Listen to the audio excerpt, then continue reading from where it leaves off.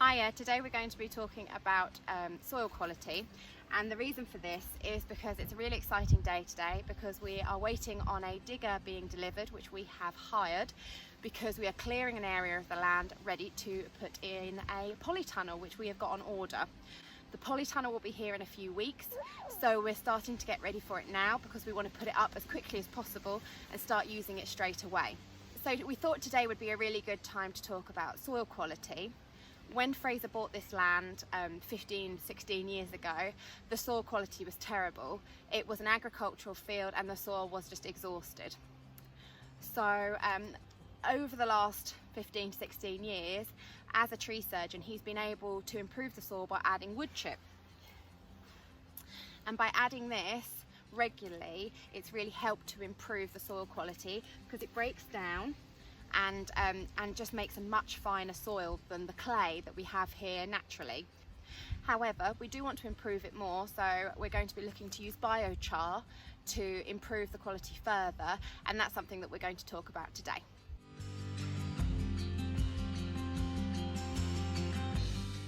So this is a pile of our wood chip.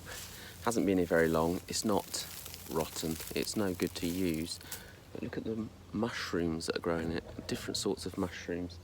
And it's been quite dry, but it's damp in here. And as soon as we get some rain on this site and it's cool, this area becomes a wash of different mushrooms, different patches of all different mushrooms. Wherever we've dumped a bit of wood chip off of our truck, you get a mushroom, different sorts of mushrooms growing in it. And it's fantastic to see. Some mornings you wake up and there's just mushrooms everywhere. I'm no expert on mushrooms, and I know we've got some ones that are deadly here, but there's some easy things, like chicken of the woods, that's a good one. That often is growing on a tree, but I don't touch them here. Unless I would grow them on a log, I wouldn't be eating any of these.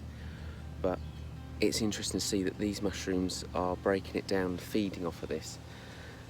This gets hot. When you dump a load of wood chip on an area, the heat that's in there afterwards, and it's microbes meant to be breaking it down. It just shows that there's microbes in there, all the things you want to supercharge your charcoal. Now, I've got a bag of charcoal here. This was from a very, very hot fire, and it's been in this bag for years and it's not rotting. I bought charcoal for my barbecue and that was in a bag for a year and it got damp and that started to rot. And that's the difference apparently between charcoal that is for a barbecue and biochar. It's the temperatures at which they are baked at without oxygen. And I know this was really, really hot and this was the result. Bags of this that we crush up and put in our soil. So another part of the land, I've got some of this wood chip that's really well rotted. We're going to crush that up, mix it in this, and a little bit of the soil that was originally here, which is clayey.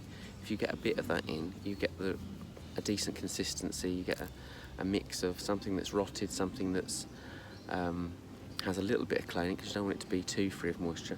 Well, they're saying that this is so wet, this biochar holds a lot of water, and you wouldn't think it can actually be squishy, but that's the idea of it. It's meant to, you can actually get the water out of it. If you break it, you can actually feel the moisture in there, and that's the idea. It's got a large surface area, it holds nutrients and water, so can't be bad. It's got to be a good thing, and I really would like to try it in this polytunnel if we get our bed set up and we could grow decent things and have it, and we can charge that further with comfrey. We've got comfrey there. Most of it we're going to end up digging up, unfortunately, because we've got a polytunnel there, but we can make liquid comfrey and water our plants, and it will be held in our biochar that's in the soil.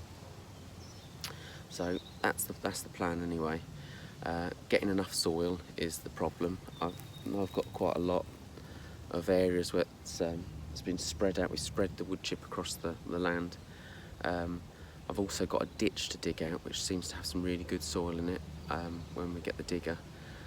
So I'm hoping that there could be decent soil in there. yeah, so it's just having enough of it. So we have areas here where I'll just keep putting wood chip and spreading it out across the land, and let it rot down, just basically letting it rot down. We could take the surface of wood chip off of this, and underneath there's some quite decent soil in places. There's bits like this around the land. There's a bit further up the land where there's some really big rotten piles of the stuff. We should be able to scrape together enough to get some good beds in our polytunnels when they arrive.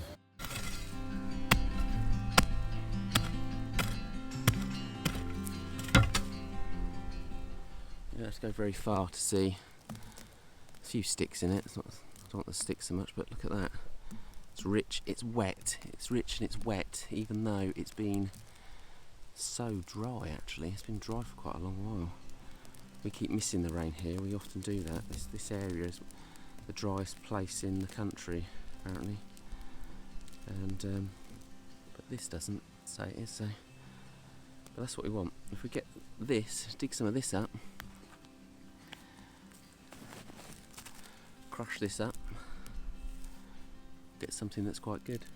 Okay, this is a very small bit of biochar I'm doing, and it's going to be a lot of work, but the stuff lasts in the ground for thousands of years if it's done right. So it might look like a lot of work, but for thousands of years, if it's in the ground, actually it's not that much work.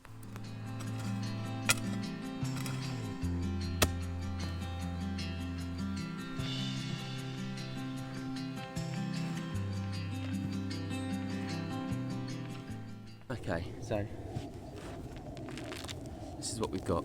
It's really fluffy stuff with biochar in it that's going to be that's going to hold moisture and hold nutrients. So we don't really need a lot of clay. We don't need the clay, I wouldn't have said, because that's so wet already. We're going to have it's going to be an irrigation system in this polytunnel. It's going to have an automatic sprinkler thing on it, system on it.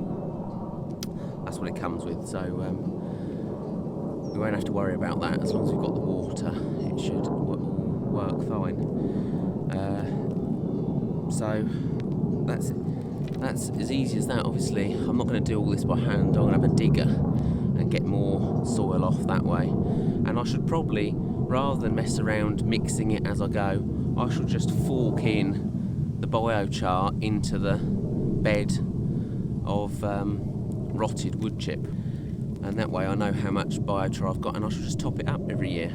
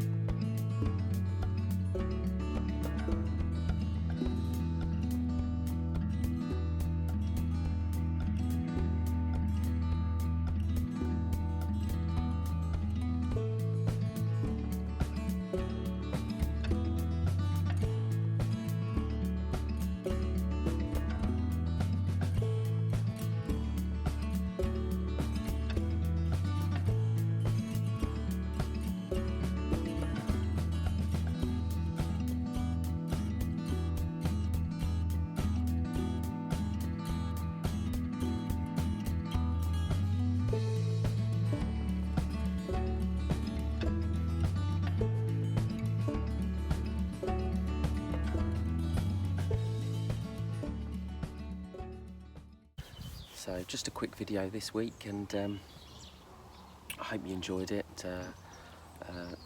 It's just leading to really what we're going to be doing with our polytunnel and other things.